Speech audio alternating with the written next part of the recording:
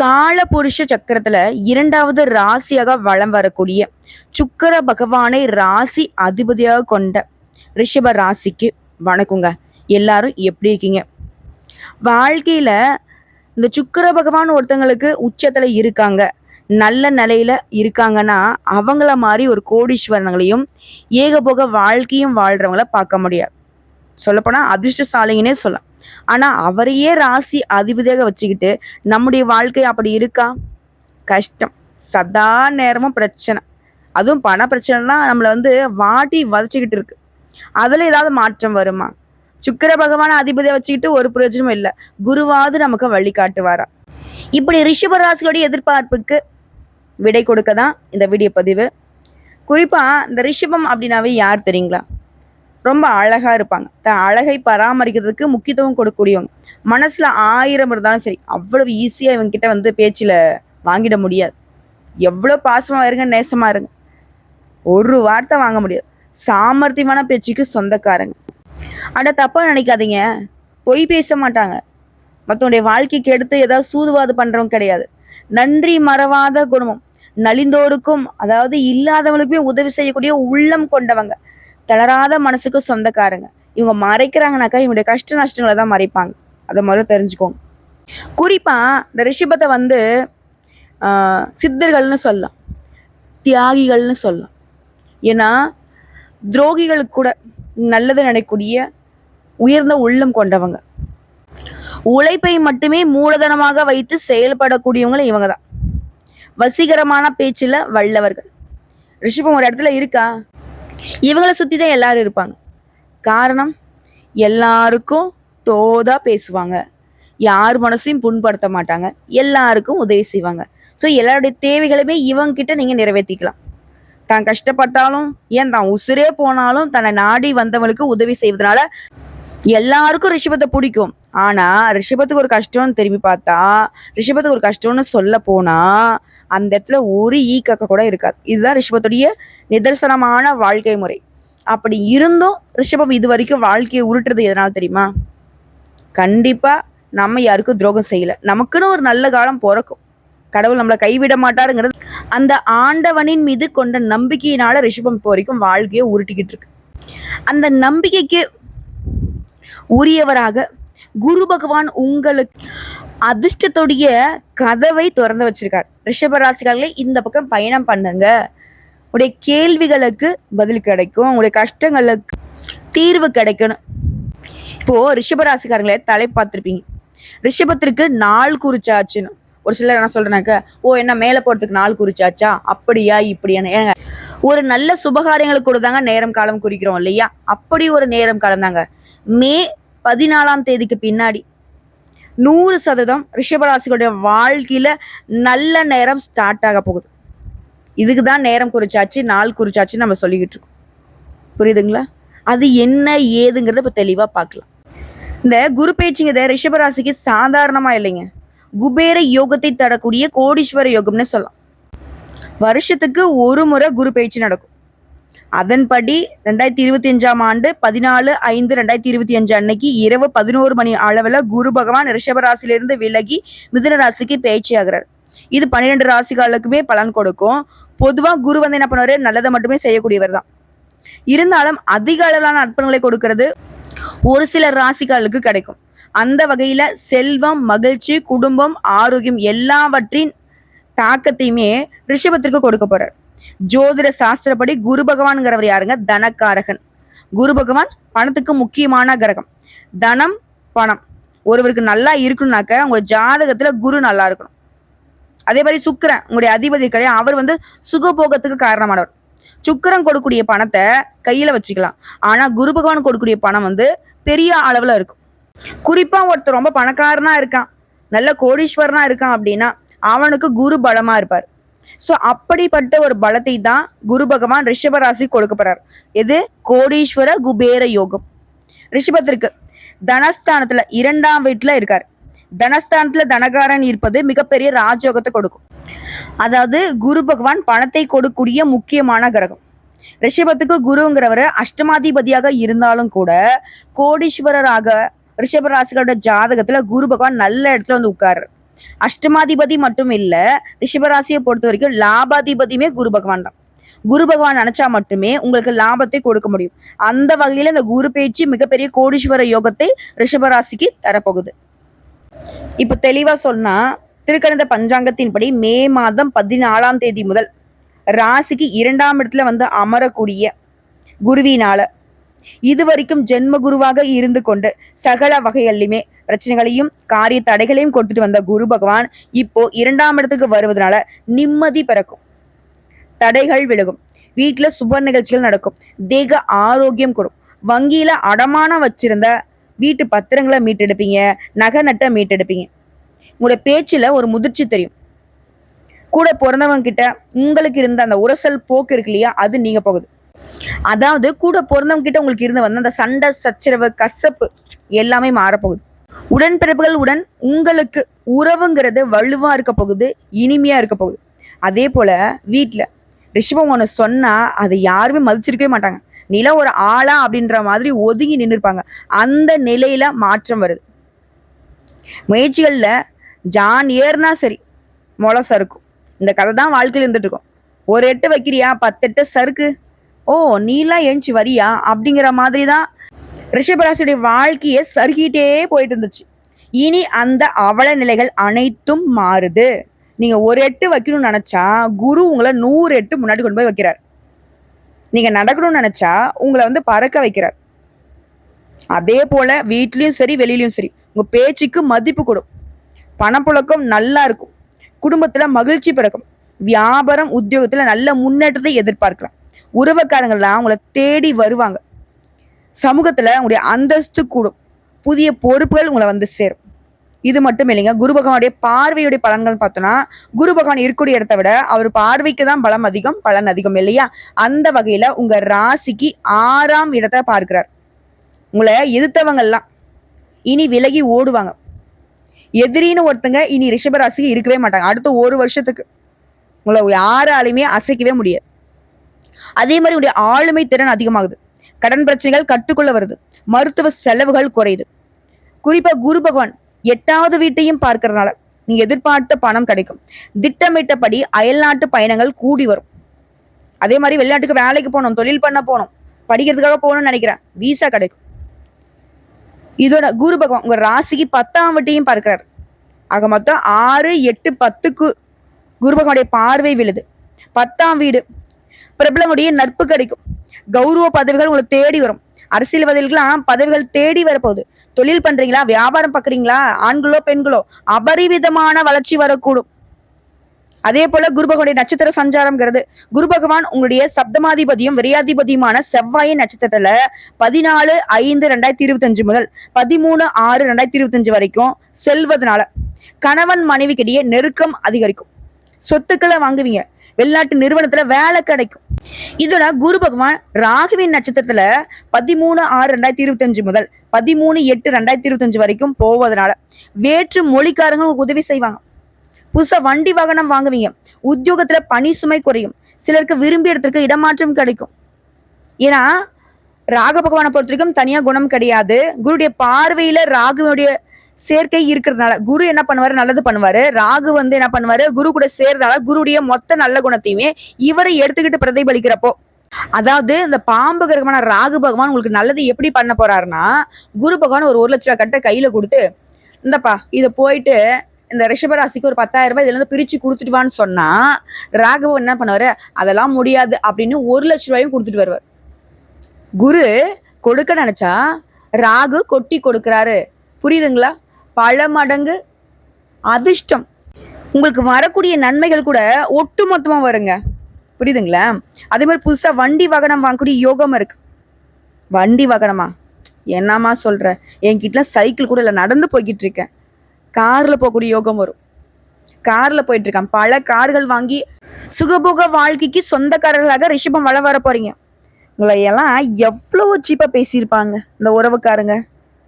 நட்புங்கிற பேர்ல எத்தனை பேரு அவங்க எல்லாம் வாயடிச்சு போக போறாங்க. உங்களை பத்தி நீங்க அவங்க பேசணும், கேவலமா பேசணும் பேச முடியும்.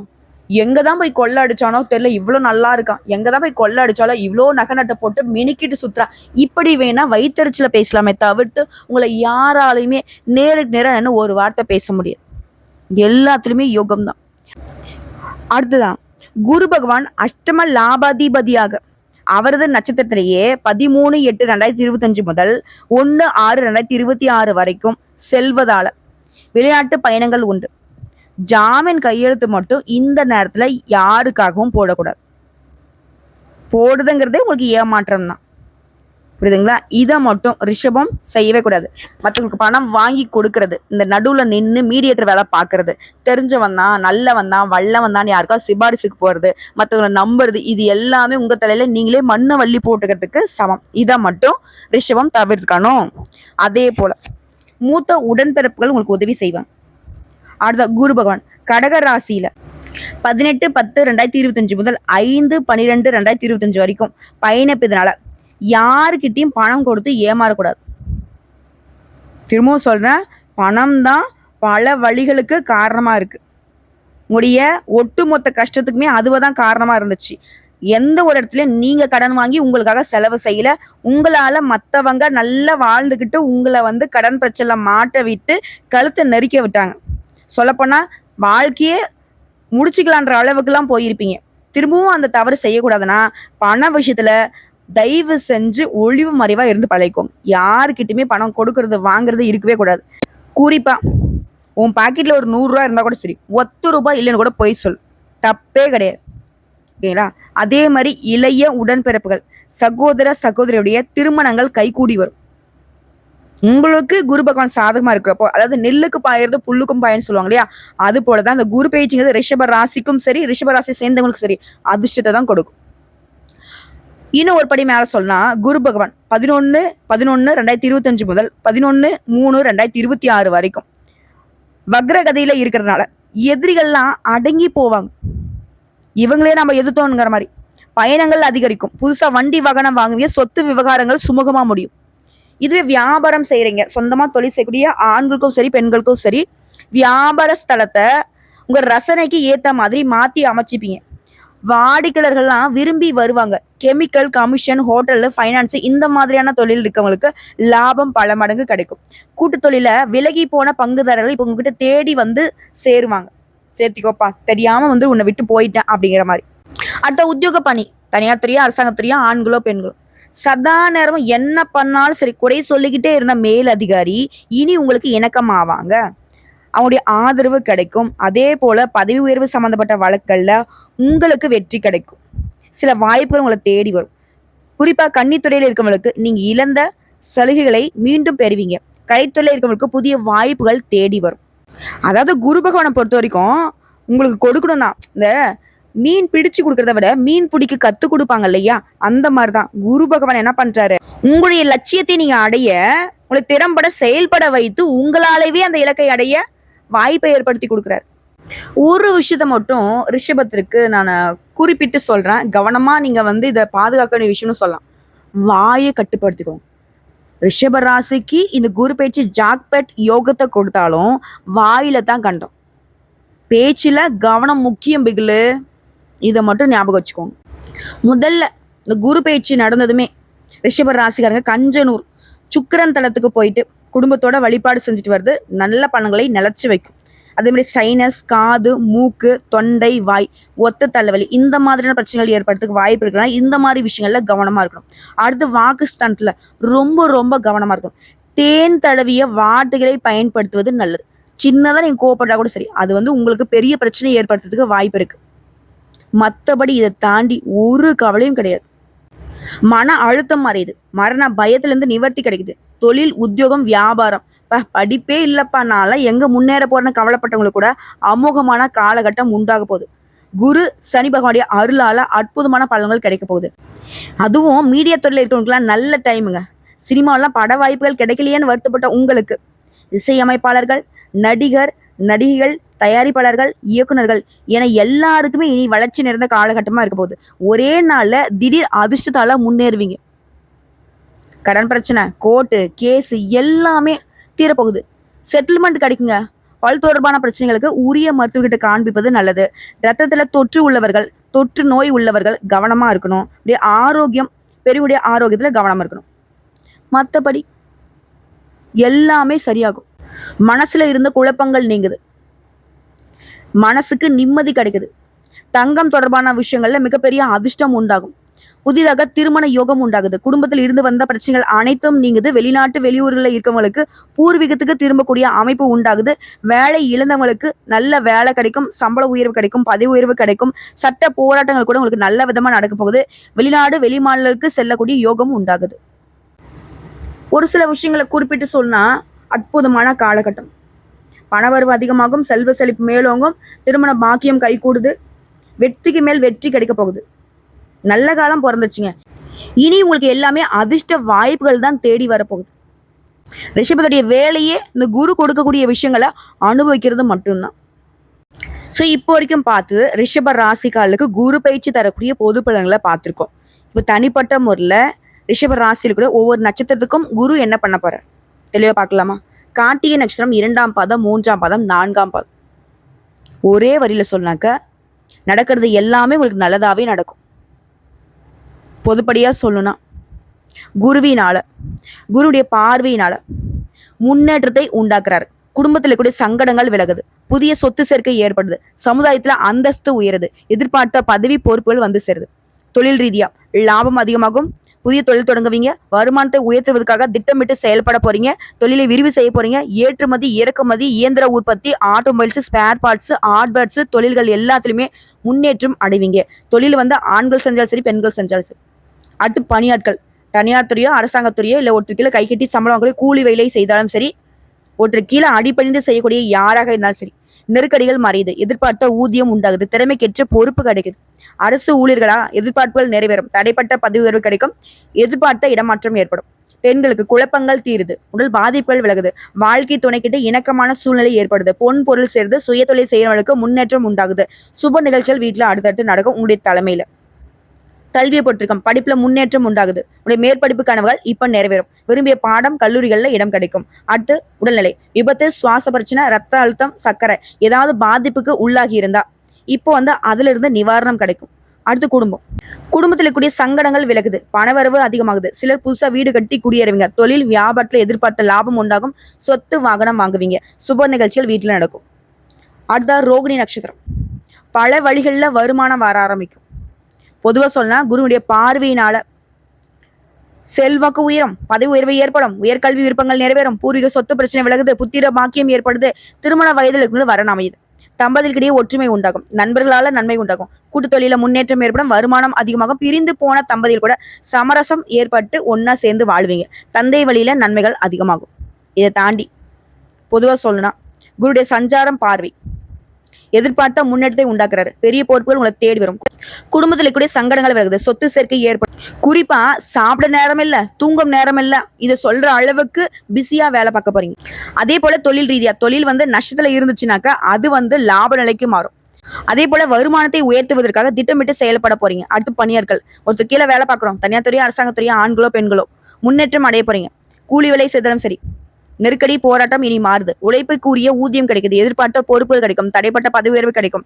இந்த காலத்துல விரும்பி இடமாற்றம் ஏற்படும். பெண்களை பொறுத்திருக்கும் செல்வாக்கு உயரும், குடும்பம் வேலையில செல்வாக்கு உயருது, வாழ்க்கை துணை கிட்ட ஒற்றுமை உண்டாகுது, பொன் பொருள் சேருது, திருமண வயதில் கூடிய பெண்களுக்கு நல்ல மன வாழ்க்கை அமையும், குழந்தை பாக்கியம் இல்லாதவங்களுக்கு குழந்தை பாக்கியம் கிடைக்கும், கல்வி நிலை பொறுத்து படிப்புல முன்னேற்றம் ஏற்படுது, மேற்படிப்பு கனவுகள் நனவாகுது, விரும்பிய பாடத்துல சீட் கிடைக்கும், வெளிநாட்டுக்கு செல்லக்கூடிய முயற்சிகள் நிறைவேறும். அடுத்து உடலை பொறுத்த வரைக்கும் உடல் பாதிப்புகள் விலகுது, சுவாச பிரச்சனை, சிறுநீர் பிரச்சனை, தொற்று, ரத்த அழுத்தம் ஏதாவது சங்கடங்கள் இருந்தாலும் சரி சிகிச்சையினால இப்ப நிவாரணம் கிடைக்கும். குடும்பத்தை பொறுத்திருக்கும், பிள்ளைகளால பெருமை அடைய போறீங்க, சில வந்து புதுசா வீடு கட்டி குடியேற போறீங்க, குலதெய்வ வழிபாட்டால குடும்பத்துல சுபிக்ஷம் உண்டாகுது, புதுசா சொத்து வாகனம் வாங்குவீங்க, சுப நிகழ்ச்சிகள் நடந்தேறும். அடுத்த மிருகசீரிட நட்சத்திரம், சோதனைகள் எல்லாமே இப்ப சாதனைகளா மாறப்போகுது. ஏன்னு கேட்டீங்கன்னா இந்த குருடைய சஞ்சாரத்தினால ஒட்டு மொத்தமா முன்னேற்றம் உண்டாகுது, பணவரவால நெருக்கடிகள் விலகுது, தொழில முன்னேற்றம் ஏற்படுது, குடும்பத்துல சங்கடங்கள் விலகுது, புதிய சொத்து சேர்க்கை உண்டாகுது. தொழிலை பொறுத்திருக்கும் அக்கறை செலுத்துவது நல்லது, தொழில் தொடங்கவோ தொழிலை விரிவுபடுத்தவோ கடன் வாங்கக்கூடாது. பணியாளர்களை பொறுத்த வரைக்கும் முடிஞ்ச வரைக்கும் எல்லாரையும் அனுசரிச்சு நடந்துக்கோங்க, உற்பத்தி அதிகமாகுது, வருமானம் உயருது. அடுத்தது தனியார் துறையோ அரசாங்கத்துறையோ, ஆண்களோ பெண்களோ உழைப்புக்குரிய ஊதியம் கிடைக்கும், எதிர்பார்த்த பொறுப்புகள் கிடைக்கும், உங்களுக்கு இருக்கக்கூடிய பிரச்சனைகள் எல்லாத்துக்குமே முடிவு வரும், எதிர்பார்ப்புகள் நிறைவேறும். பெண்களை பொறுத்திருக்கும் உடல் பாதிப்புகள் விலகுது, குடும்பத்துல பணியிடங்கள்ல செல்வாக்கு உயருது. வாழ்க்கை துணை கிட்ட உண்டான பிரச்சனைக்கு முடிவு வருது. பொன் பொருள் சேர்ந்து சுப நிகழ்ச்சிகள் வீட்டுல அடுத்தடுத்து உங்களோட தலைமையில நடக்கும். கல்வியை பொறுத்தவரைக்கும் படிப்புல முன்னேற்றம் உண்டாகுது. மேற்படிப்பு முயற்சிகளை வெற்றி பெறுவீங்க. விரும்பிய கல்லூரி விரும்பிய பாடத்துல இடம் கிடைக்கும். உடல்நிலையை பொறுத்தவரைக்கும் ஓய்வில்லாம உழைச்ச உங்களுக்கு ஓய்வு கிடைக்கும். எப்பேற்பட்ட சங்கடங்கள் உடல் ஆரோக்கியத்தை பாதிச்சிருந்தாலும் அது இப்ப சிகிச்சைனால விடுதலை கிடைக்க போகுது. குடும்பத்தை பொறுத்தவரைக்கும் கணவன் மனைவிக்கிடையே ஒற்றுமை அதிகமாகுது. எதிர்பார்த்த பணம் வந்து சேருது. சில புதுசா வீடு கட்டி குடியேறுவீங்க. சொத்து வாகனம் ஆகுவீங்க. சுப நிகழ்ச்சிகளுக்கு குறைவு இருக்காது. சோ இப்போ வரைக்கும் பார்த்த இந்த பொது பலன்கள் நட்சத்திர பலன்கள் எல்லாமே ரிஷபத்திற்கு குருவால கொடி கட்டி பறக்க போறீங்க. அது மாற்றமே இல்லை. உங்களுக்கு இந்த அதிர்ஷ்டம் நிலைச்சிருக்குனாக்கா நீங்க செய்ய வேண்டிய பரிகாரம் மற்றும் வழிபாடு, வெள்ளிக்கிழமைகள் தோறும் மல்லிகை மலர்களை கட்டி மாலையாகவோ அல்லது சரமாகவோ அருகில் இருக்கக்கூடிய அம்மன் ஆலயத்துக்கு அர்ப்பணித்து அம்மன் பெயர்ல அர்ச்சனை செய்து வர நினைச்சது எல்லாமே நடக்கும். அதே போல அனுதினமும் நீங்க சொல்ல வேண்டிய மந்திரம் ஓம் ஸ்ரீ மாத்ரே நமக. திரும்ப சொல்றேன், ஓம் ஸ்ரீ மாத்ரே நம. இந்த மந்திரத்தை தினமும் 9 முறை சொல்லணும். அதிர்ஷ்டம் உண்டாகும். அதே போல அதிர்ஷ்டம் தரக்கூடிய எண்கள் 2, 6, 9. அதிர்ஷ்டம் தரக்கூடிய ஓரைகள் சந்திர ஓரை, செவ்வாய் ஓரை, சுக்கிர ஓரை, குரு ஓரை. அதிர்ஷ்டம் தரக்கூடிய திசைகள் கிழக்கு, வழக்கு. அதிர்ஷ்டம் தரக்கூடிய கிழமைகள் திங்கள், செவ்வாய், வியாழன், வெள்ளி. அதே போல 2வது பரிகாரம் மற்றும் வழிபாடு, சென்னை பூந்தமல்லி தக்கோலம் அருகில் இளம்பையங்கோட்டூரில் அருள்பாலிக்கும் குரு தட்சிணாமூர்த்தியை வியாழக்கிழமைகள்ல குடும்பத்தோட போயிட்டு வழிபாடு செஞ்சுட்டு வாங்க. அதே போல வாய் பேச முடியாதவங்களுக்கு ஏதாவது ஒரு வகையில அவங்களுடைய வாழ்வாதாரத்துக்கு உதவி செய்யுங்க. வாழ்க்கையில சுபிக்ஷம் உண்டாகும். நீடித்த நிலைத்த செல்வம் செல்வாக்கு கிடைக்கும்.